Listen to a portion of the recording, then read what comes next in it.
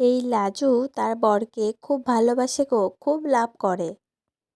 এমনটাই বলছে লাজু অনুভবকে। পুরোটা জানতে ভিডিওতে লাইক দিয়ে চ্যানেলটা সাবস্ক্রাইব করে দেখতে থাকুন। কোণে দেখা আলো সিরিয়ালের আগামী পর্বে আমরা দেখতে পাবো বনলতার বাড়িতে অনুভবের বাড়ির সবাই এসছে, সাথে অনুভবও এসছে। আর সেখানে বনলতা লাজুকে ইনভাইট করে ডেকে এনেছে। লাজু অনুভবকে দেখে পিছন থেকে ডাকে।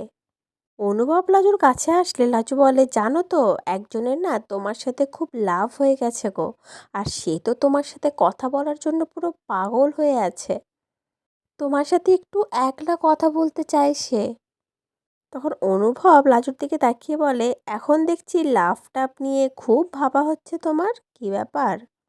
তখন লাজু বলে, আজকাল কেন হবে, আমার তো বিয়ে হয়ে গেছে, আমার বরের সাথে আমারও তো লাভ হয়েছে। আর এই কথাটা শুনে অনুভবের যেন একটু দুঃখই হয়।